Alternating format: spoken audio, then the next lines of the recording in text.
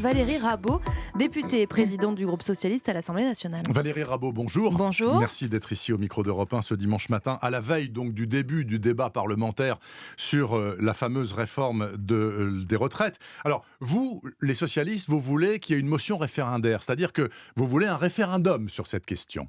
Vous l'obtiendrez, vous avez une chance de l'obtenir. Alors, on va reprendre les choses. Nous voulons un débat à l'Assemblée nationale. Le groupe communiste... Macron dit ça fait 2 ans qu'on débat, maintenant ça suffit. Il a débattu tout seul. Bon. Et puis, s'il n'en était pas au point d'inventer un indice pour revaloriser les retraites qui n'existent pas, enfin, je peux vous dire que cette semaine, il a félicité les députés d'être des amateurs. Ouais. Sur cette loi pour les retraites, sur cette réforme des retraites, on est en plein dans l'amateurisme. Donc là, pour le coup, c'est bingo.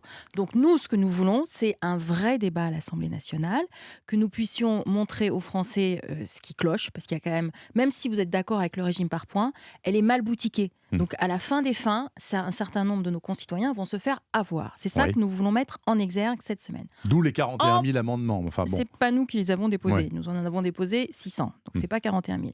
Ça, c'est le premier point. Le deuxième point, le groupe communiste a proposé qu'il puisse y avoir demander un référendum en disant, comme ça concerne tous les Français, et puis pour des années, pour de très longues années, y compris ceux nés avant 1975, qui vont être concernés par le régime transitoire. Dès le 1er janvier 2022, le groupe communiste a proposé qu'il y ait un référendum. Nous soutenons cette initiative. Voilà. Donc ça, que les choses soient très claires. C'est pas nous qui sommes à l'initiative de ça, c'est le groupe communiste et nous la soutenons, cette initiative. Mais alors, pour qu'il y ait référendum, ce qui peut intéresser le plus grand nombre, il faut un certain quota, non ? Il faut qu'il y ait 58 députés qui déposent ce qu'on appelle une motion référendaire demain. Le compte y est, les Donc communistes nous en socialistes ferons partie et je pense que le compte y est. Et à l'issue de ça, il y aura un vote pour dire si, oui ou non, on peut déclencher un référendum. C'est-à-dire que toute l'Assemblée nationale vote.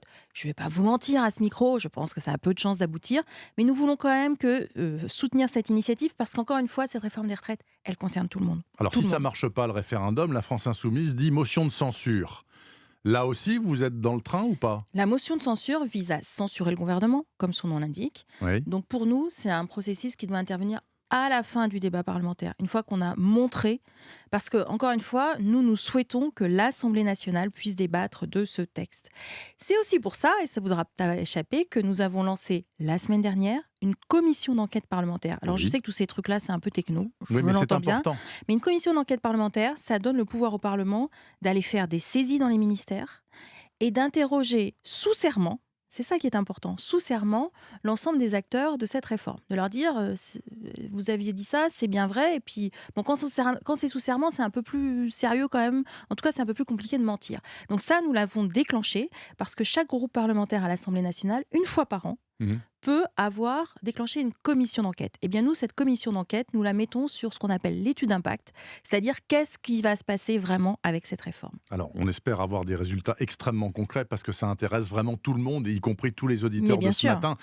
Madame Rabault, au final, visiblement, ça commence à échauffer les oreilles au moins du président de la République qui dit ça n'a que trop duré, il faut que ce truc-là soit adopté avant l'été. Donc, commence à monter l'hypothèse du 49.3, que vous avez d'ailleurs utilisé, vous les socialistes, 3 fois en 2016 pour faire passer la loi travail de Mme El Khomri. Le gouvernement Valls s'est utilisé. De l'époque, c'était les socialistes en l'occurrence. C'était les socialistes à l'époque. Donc 3 fois le 49.3 en 2016.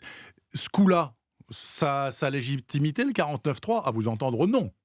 Il ne faut pas, le 49.3, c'est mal. Vous vous rendez compte ?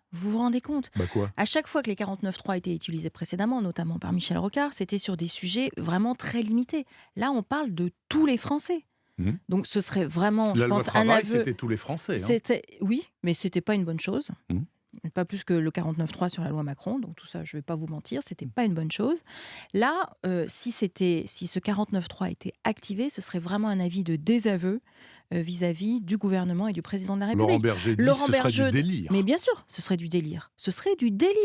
Donc je ne sais pas ce que le gouvernement et le président de la République souhaitent faire, mais évidemment, nous combattrons cette idée qu'ils puissent utiliser le 49.3 et nous utiliserons bien entendu toutes les dispositions pour interpeller le Conseil constitutionnel, parce qu'on a encore toujours un dernier recours, pour faire casser cette loi. Alors éventuellement, on parle du vote bloqué aussi sur certains morceaux de la loi. Donc là, c'est pas pour l'ensemble, mais ça pourrait être utilisé aussi, le gouvernement. Oui, alors c'est pas tout à fait la même chose. C'est-à-dire un vote bloqué, c'est-à-dire que vous débattez des articles et des amendements et vous faites le vote à la fin, en les appelant.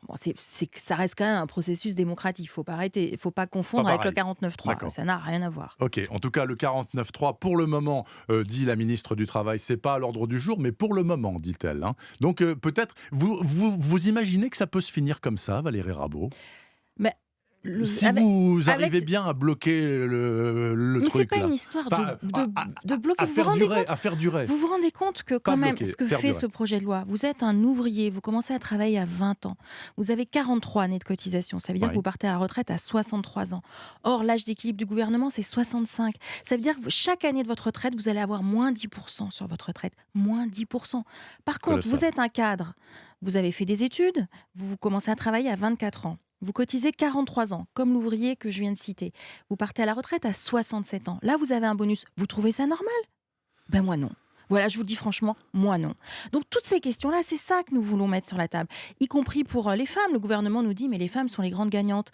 Mais pas toutes, puisque quand vous calculez une retraite sur toute la durée de cotisation, vous savez très bien que les premières années, elles sont un peu hachées, soit parce que vous avez eu des enfants que vous êtes arrêtés. Et tout ça, on veut vous le mettre, on veut vous prendre en compte ces années-là. Donc ça, ce sont des vraies questions. Encore une fois, ce projet de loi, il faut aller dans le détail si on veut pouvoir déterrer toutes les choses trappes qu'il contient. Donc c'est mal boutiqué, comme vous disiez. C'est mal boutiqué, Madame Rabault. Juste, quand même, parlons des municipales. Parlons de l'affaire Griveaux. Je ne vous demande pas une exégèse de l'affaire Griveaux, mais quand vous avez découvert ce truc-là, vous avez pensé quoi, vous, député de la République ? Comme tous les Français, je suis tombée des nues. Enfin, je crois que ce ne serait pas un mystère de le dire.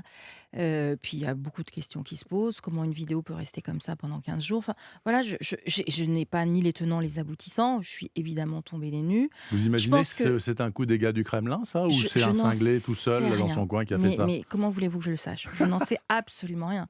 Voilà, moi, j'aurais juste à avoir un mot pour la famille et les enfants qui se retrouvent mis en pâture dans des questions qui ne les concernent évidemment pas. Valérie Rabault, encore un mot. Nos confrères du Parisien disent qu'ils ont vu sortir du bureau de M. Macron un certain Manuel Valls, il y a quelques semaines, qui venait dire bonjour à Macron. Bon, ils se sont écharpés tous les deux quand ils étaient au gouvernement. Vous imaginez que M. Valls veut quitter Barcelone et revenir ici ? Il a une place ? Il a beaucoup voyagé en Europe, M. Valls. Vous en voulez pas, vous ? Moi, je le soutiendrai. Non, je ne l'ai pas soutenu. Non. Encore moins maintenant. Et encore moins maintenant. D'accord. Vous avez un petit espoir pour les municipales ? Vous avez 56 000 élus, quand même, les socialistes. 56 000 élus en France. Je suis contente que vous le disiez et que vous les ayez comptés. Vous allez peut-être garder des grosses villes. Enfin, on verra bien. On va certainement garder... En tout cas, la loi travail, ça n'arrange pas les bidons de LREM. La loi retraite. La loi retraite, pardonnez-moi. Écoutez, nous avons... Vous allez tirer un petit marron du feu, non ? Mais ce n'est pas une histoire de tirer les marrons du feu. C'est de dire qu'avec la droite, nous sommes la force politique qui avons le plus d'élus sur le territoire. Ça, c'est une vraie force. Parce qu'un maillage territorial, c'est un vrai levier politique. Donc, évidemment, ces municipales sont très importantes. Je ne vais pas vous mentir. Évidemment, nous avons de bons espoirs. Je ne vais pas vous mentir non plus. Et évidemment, nous essayons de faire en sorte que ça fonctionne. Par exemple, moi, je suis élue... dans ma circonscription, il y a la ville de Montauban. Eh bien, à Montauban, nous avons réuni toute la gauche, sauf la France Insoumise, mais toute la gauche, les Verts, le PC, le PRG, le PS, Place Publique, l'ensemble, Génération, l'ensemble des composantes pour dire que se réunir, c'est vraiment donner aussi un gage vis-à-vis des électeurs et c'est prendre nos responsabilités. En tout cas, c'est l'espoir aussi de La République En Marche de se réunir à Paris pour battre Madame Hidalgo. Mais se réunir toute seule. Oui, c'est ce qu'ils ont dit en tout cas hier. En tout cas, ils cherchent toujours le successeur de M. Griveaux. Merci beaucoup Valérie Rabault sur Europe 1 ce dimanche matin. Bon dimanche à vous, madame. Et puis bon débat parlementaire à partir de demain. Je vous remercie. Cette interview est à retrouver sur europe1.fr, il est 8h26. Quel temps sur la France pour ce dimanche 16 février. Calme et volupté du côté de Montauban, là chez Valérie Rabault. Pluie et tempête à Cherbourg. La prévision de Valérie Darmon dans 3 minutes. Europe 1, Bernard Poirette.